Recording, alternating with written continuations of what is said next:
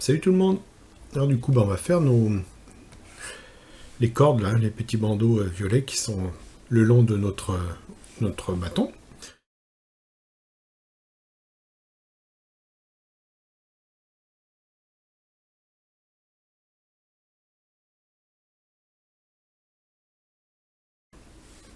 Alors j'ai déjà fait moi, mais mon enregistrement n'a pas bien fonctionné.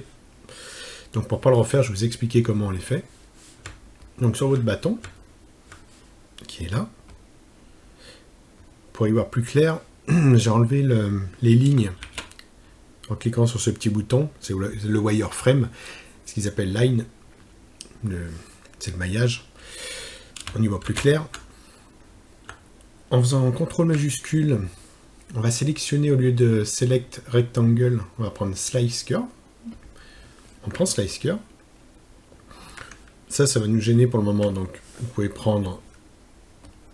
vous pouvez sélectionner la broche, comme ça enlève le gizmo.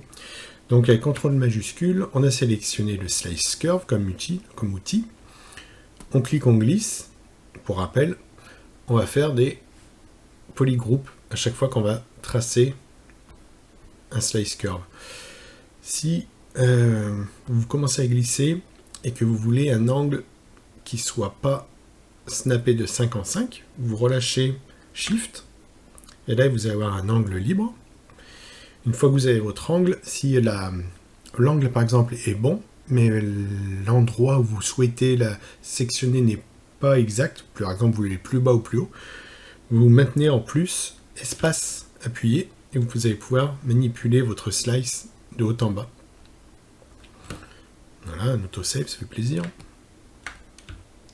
Et comme ça, vous allez pouvoir créer vos futurs bandeaux. Du coup, on va avec l'outil Z-iMesher, la broche Z-iMesher, Z-Modeler, excusez-moi, Z-Modeler. La broche Z-iMesher n'existe pas, si vous avez bien suivi. On va venir faire des extrudes de nos polygroupes afin de donner du volume à notre cordage. C'est parti. On va demander du coup on va lui assigner les propriétés qu'on souhaite avoir lorsque l'on est sur un quad, c'est-à-dire faire un extrude de quoi de tout le polygroupe, c'est-à-dire de tous les polygones qui sont dans la même couleur. Hop.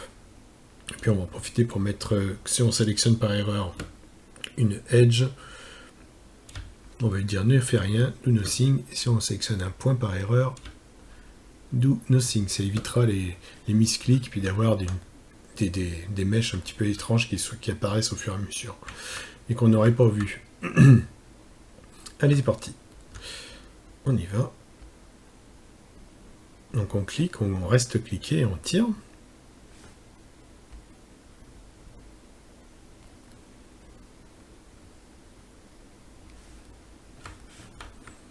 Ça voilà, ça va nous faire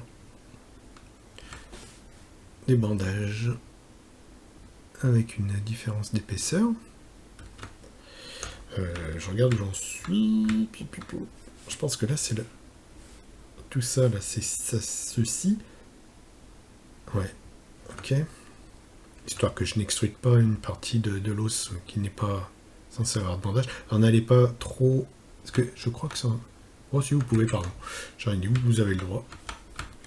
Je pensais qu'il fallait toujours rester dessous comme ça, mais vous pouvez l'élargir un peu plus.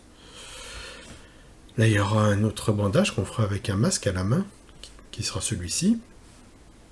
Et arrive le dernier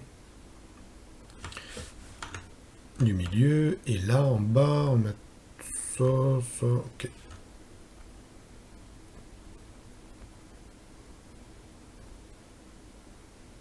Voilà. Comme ça, on a le bandage. Ça, il faudra qu'on le fasse. Ça, on s'en fiche. Je vais le sélectionner. Je vais les récupérer et le supprimer. Delete. Ok. Bof. C'est notre bâton d'explication. Ensuite, on peut tester le nombre de subdivisions qui seraient bien en mode dynamique. Soit on appuie sur D, soit on va le faire pour débuter. Avec les menus, comme il se doit, ça va être dynamique subdiv. On déplie. Alors là, on va allumer donc une prévisualisation du mesh une fois subdivisé.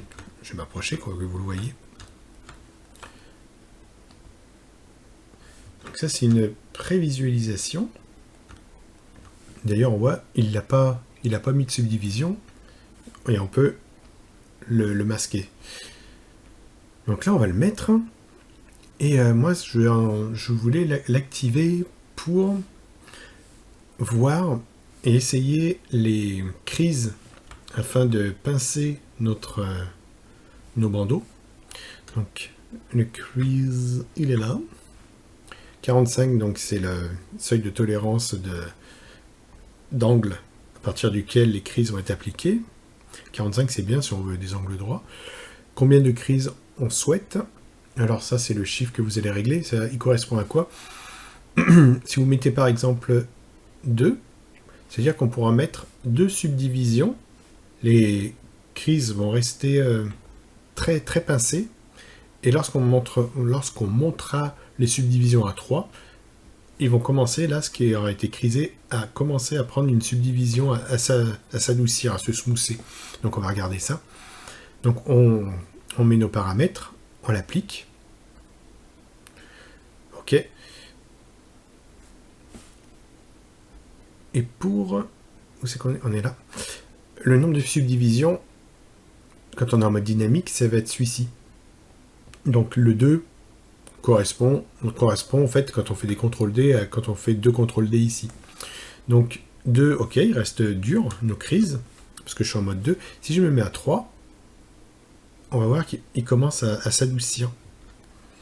Et comme ça, on va pouvoir régler un peu nos pincements souhaités.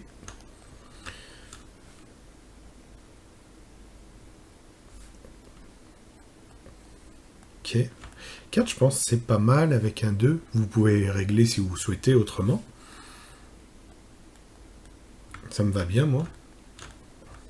Et ensuite, une fois que ça vous convient, vous pouvez, si vous voulez, appliquer. Si vous n'appliquez pas, vous pourrez toujours, du coup, modifier.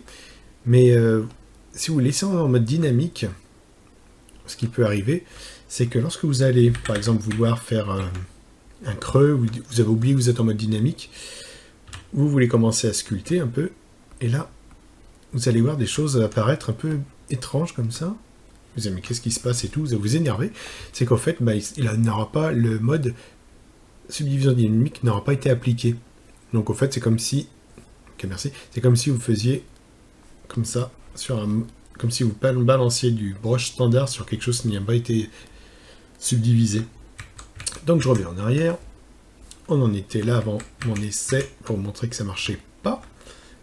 Et quand vous êtes OK, vous appuyez sur Apply. OK. Du coup, il a vraiment appliqué les subdivisions à votre mèche. Et là, vous allez pouvoir avoir de nouveau libre accès à votre sculpture sur un mèche bien subdivisé. Enfin, bien subdivisé comme vous l'avez vu en mode dynamique. Le nombre que vous aurez mis en mode dynamique. OK. Touk touk. On a ça. Je vais regarder. C'est vrai qu'on avait notre hausse.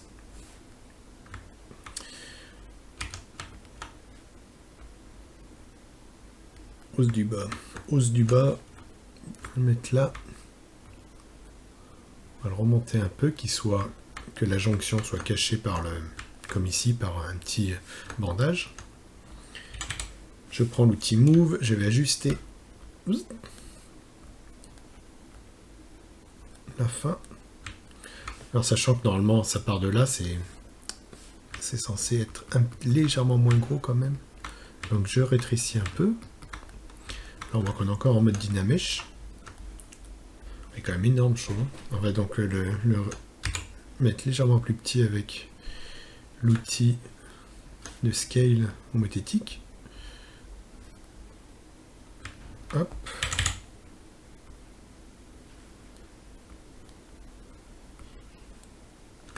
N'hésite pas à reculer pour voir l'ensemble. Bon, il est à l'envers. Enfin, tendu de 90 degrés, je le replace. Voilà. Je le pousse.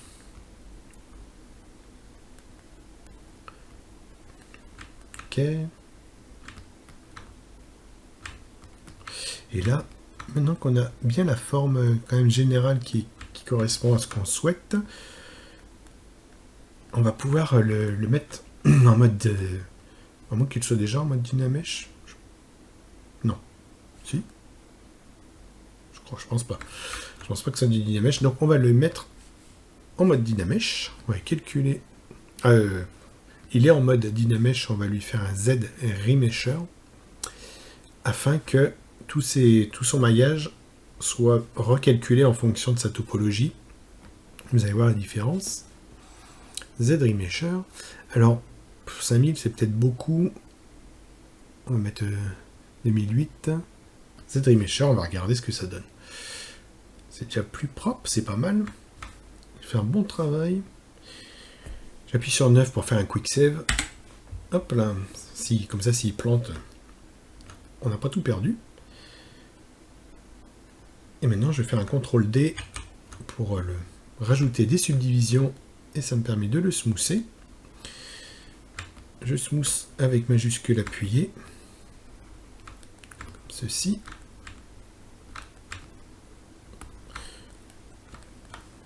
Lui, je pense que je vais le sélectionner et on va enlever cette partie où soit on l'enlève, soit on la rétrécit en la poussant. Je me dis si je la pousse, ça va toucher le truc du haut, non? Non. Parce que, ok, je remasque polygroupes. Vous serez comme ça. Si vous le touchez, vous risquez de pousser celui du haut, là. Donc, vous pouvez toujours faire un masque, si vous le souhaitez, pour protéger un peu votre sculpte, ce que vous allez faire. Voilà.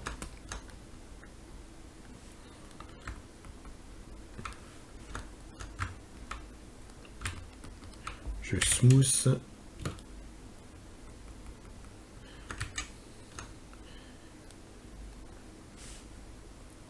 Je descends un peu mes subdives pour retoucher.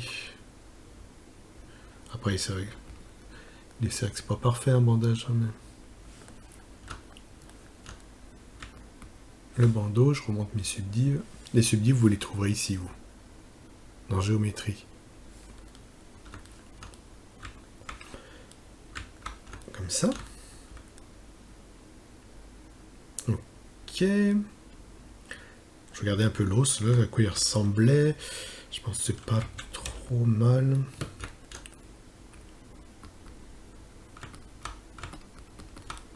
J'aimerais bien le sélectionner. Voilà, des fois il a du mal chez moi à le sélectionner. J'ai fait Alt-clic sur mon mesh.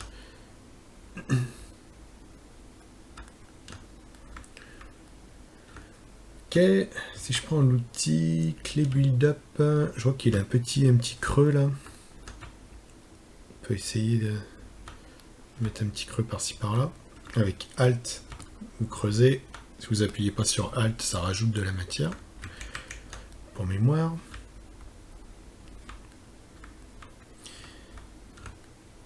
Et là, on voit qu'il a simulé de l'ombre, donc je pense que c'est une bonne... Enfin, ouais, c'est une masse quand même qui est assez importante pour avoir chopé de l'ombre de l'autre côté. On va peut-être creuser un peu avec la clé build-up et Alt appuyé. J'ai enlevé de la matière un peu pour bien marquer la protubérance. Comme ça.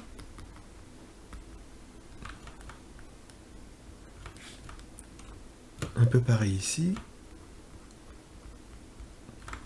Voilà. Je regarde un peu la tronche qu'il a, lui. Ouais, bon. Peut-être essayer de redonner un peu cette tête à notre os. Voilà. Un petit peu plus court.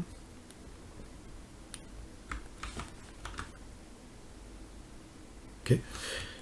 Pour faire ça, je pense que c'est un bout de... Ouais, voilà, c'est un bout de bandage qui s'échappe. On va prendre un plan. Enfin, on va prendre un plan. On va créer un plan. Certes. Pour rappel, des fois je fais append, des fois insert. Là, si je fais... Vous voyez, j'ai 5 subtools. Je suis tout en haut de ma liste. Si je fais append, on va mettre ça que ça se voit bien, un polymèche 3D, une étoile, elle n'est pas apparue sous celui qui était sélectionné, mais elle est vraiment apparue tout en bas. Donc, c'est pas forcément très pratique. Alors que si je sélectionne mon subtool et que je fais insert, et là je sélectionne ce que je voulais faire, je voulais mettre un plan 3D, il va se mettre juste en dessous, il va l'insérer en dessous, plutôt que de l'ajouter, lui faire un appendice tout en bas de la liste. C'est juste ça. C'est bon à savoir. J'appuie sur W pour appeler mon gizmo. Je me déplace. On va dessiner notre embout sur un masque, en masque. Et puis on le fera descendre comme ça.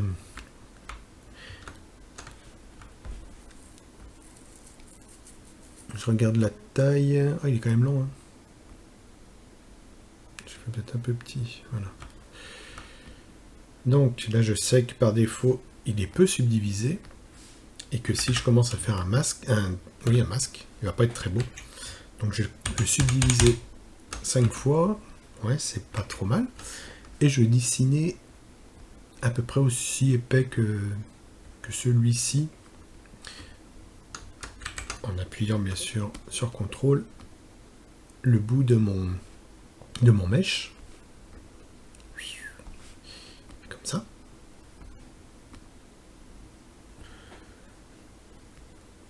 Hop là.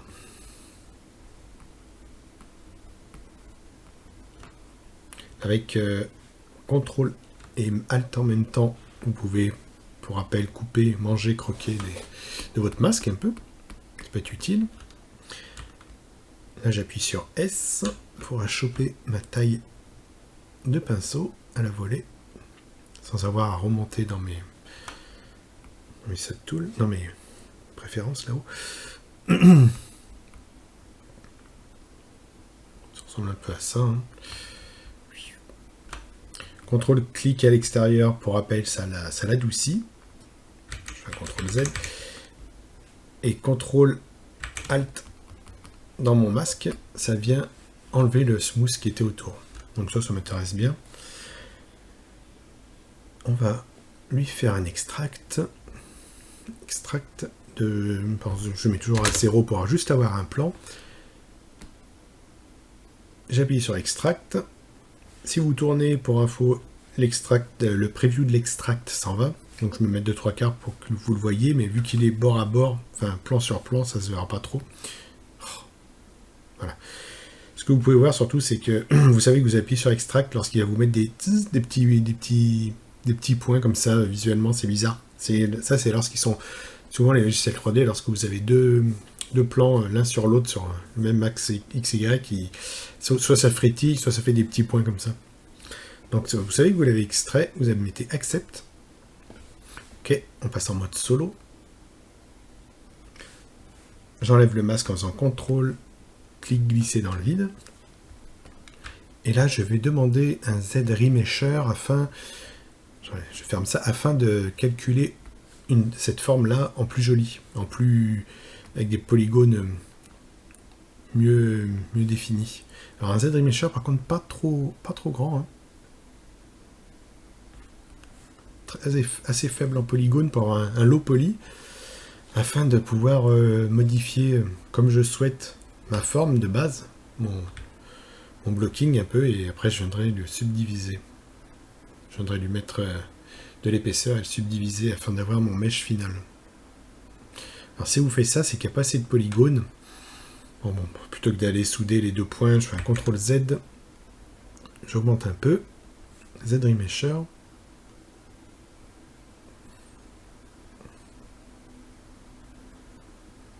Ok. Alors là, je trouve que j'en ai encore beaucoup. Je vais essayer de faire un Z-Remesher, mais en lui donnant comme information de calculer la moitié de ce qu'il a actuellement. On va voir s'il arrive à faire mieux ou s'il me fait des trous. Ouais, c'est pas mal, je continue, donc ça marche. Hein. Donc on gagne, on continue. Là, c'est pas mal. On va le garder comme ça. Ça, c'est pas très joli, ce triangle-là. Je vais lui faire... on va souder ce petit point à celui-ci avec le Z-Modeler. J'appelle mon Z-Modeler. Oui, c'est bon, je l'ai. Je me mets sur un point. J'appuie sur la barre d'espace. J'ai les informations susceptibles d'être appliquées à mon point. Moi, je veux qu'il se colle. Je veux coller quoi? 2 points. Je vais faire du... Là, il me dit du dernier... Voulez-vous le souder au dernier point que vous aurez sélectionné parmi les deux? Je fais oui. Donc mon premier, je le sélectionne. Mon deuxième. Et là, du coup, il m'a fait une soudure. Lui aussi. Ok. Et là, on peut peut-être, comme ça vous verrez comment on peut faire, on peut lui mettre une arête. Je crois que c'est une certe. Single edge loop. Voilà. Puis vous la mettez à peu près au milieu. Donc, ok pour ça. Je regarde un peu la tête qu'il a, notre... On fait comme ça. Pendant que j'ai peu de polygones avec l'outil Move, la broche Move, on voit que cette petite languette là, elle est un peu tirée un peu plus loin que le reste, donc je vais venir l'agrandir. Je ne vois pas trop comment il est, ouais. J'essaie de lui donner la forme de l'embout déchiré. Puis après on viendra le tordre avec des formateurs. Je pense que ça sera plus simple.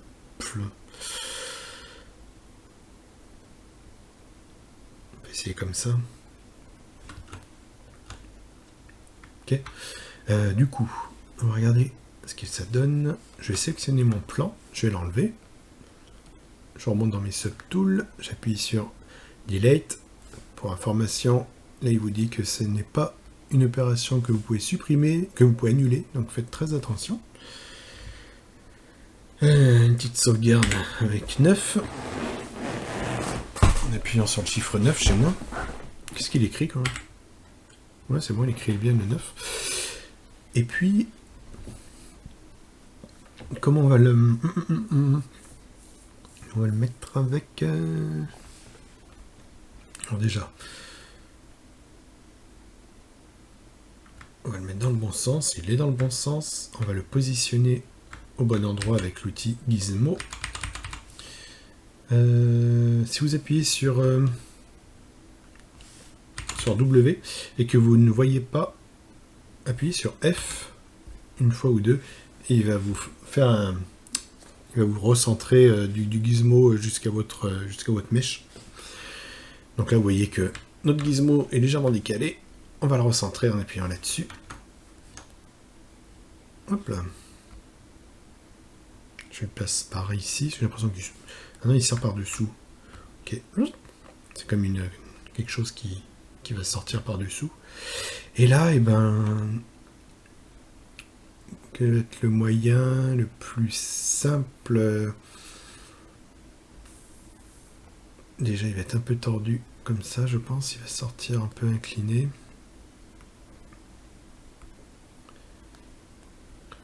Où est-ce que les déformateurs seront pour faire un peu ces angles? On va essayer de toute façon. Rien à perdre. Je mets ça de côté. J'appuie avec le gizmo. Donc, une fois que j'ai mon gizmo, j'appuie sur ma petite... celle-là, là. Customize. Et puis, ben, on va essayer... Je connais pas tous les déformateurs par cœur.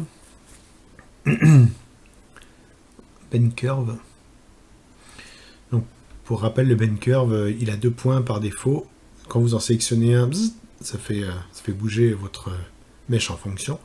1, c'est 2, c'est bien. Un peu plus, c'est mieux. Donc on tire sur notre petit cône orange. Je mets le nombre de points qui me semble nécessaire. Ça m'a l'air pas mal. Et vous voyez, on peut commencer à tordre notre mèche à l'orienter. Et je voulais tester, je vais faire un CTRL Z. Quand vous... Pas si loin de CTRL Z. Lorsque vous le déplacez, ça fait... On avait vu ça dans un autre tuto. Ça vous fait une courbe douce. Okay. Et vous pouvez tirer à cette courbe qu'elle ne soit pas douce, mais dure. Sans... Comme si vous enleviez le bézier, quoi. Donc le smooth est à 0. Normalement.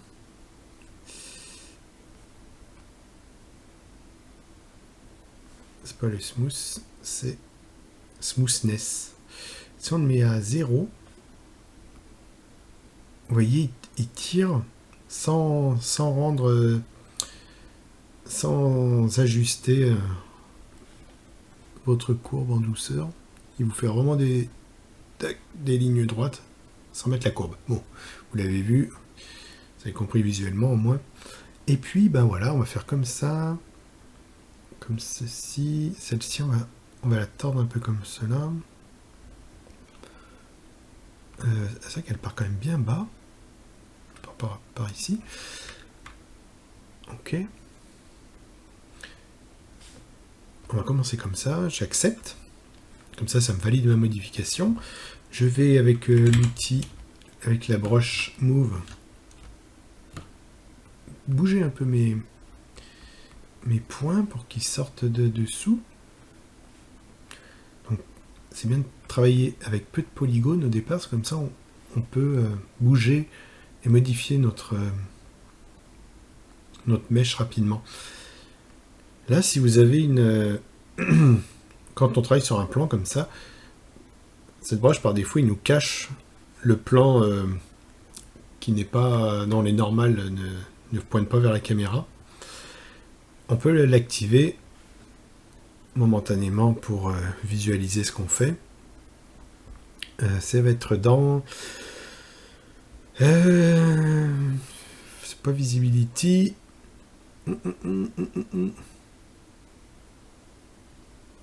Display Property. Vous avez quelque chose qui s'appelle double. On clique sur double et là il nous montre les 2 plans d'une face. Donc momentanément ça va nous aider. On va le laisser comme ça.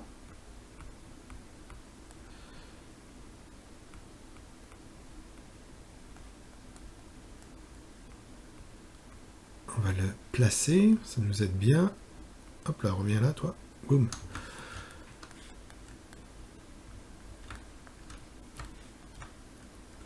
Hop. C'est vrai que le nôtre, maintenant, ben, on va le...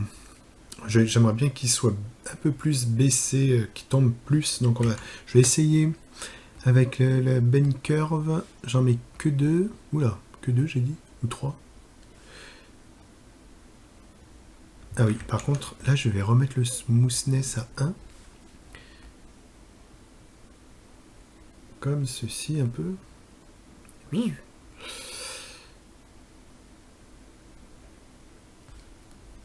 Ok, et je valide.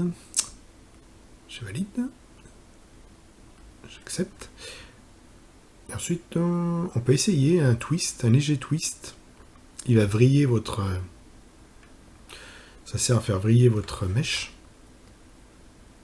Il faut trouver le bon angle. Hein. Donc, comme je sais que... comme je sais que je veux le vriller, il y en aura sûrement un qui me plaira. Quoique... J'aurais bien voulu... trouver un... qui me plaise mieux. Je fais un full reset. Je vais je vais centrer mon gizmo comme ceci. Je vais le remettre droit en axe. Je vais redemander mon twist. Comme ça, il m'a bien mis mon cube en fonction de l'orientation de mon gizmo. Et je comprendrais peut-être légèrement mieux mon twist. Comme ceci. Non, ça me plaît pas. Faites des tests s'il y en a un qui vous plaît.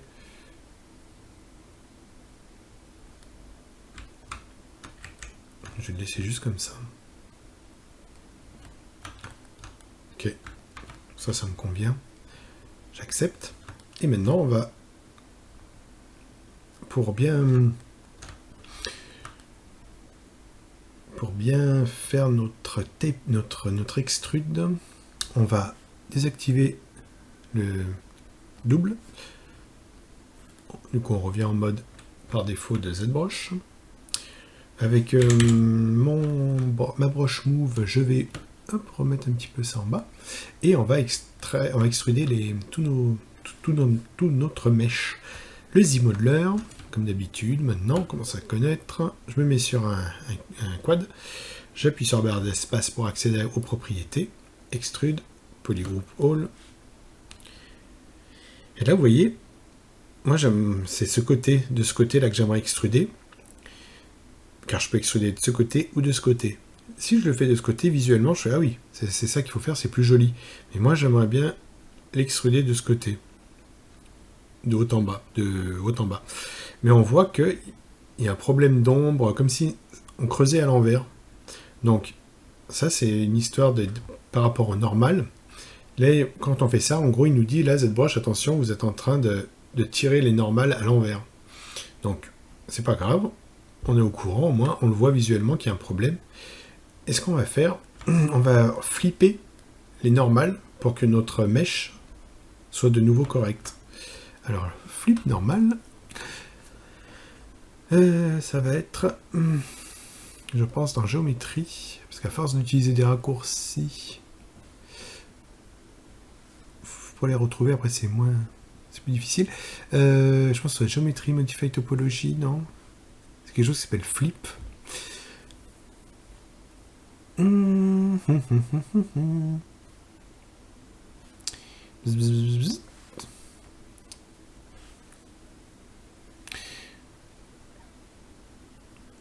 Preview, déformation, masking, polygo, contact. Où est-ce qu'ils ont pu cacher ça? Non. C'est juste les displays. Ah si, dans le display. Ok. Ça pense que c'est plus que du display. C'est flip qui est à côté de double. Vous flippez. Et du coup, vous voyez que votre mèche a repris une bonne tête. Voilà. Alors, je pense qu'on va s'arrêter là pour pas que ça soit trop long. Et on continuera dans l'autre vidéo à peaufiner notre mèche. Je pense que je ferai ce petit là sans faire de tuto là. Maintenant vous avez compris comment on fait des petits bouts qui sortent. Je vais faire exactement comme celui-ci. Et puis on se retrouve après. Et je vous dis à bientôt.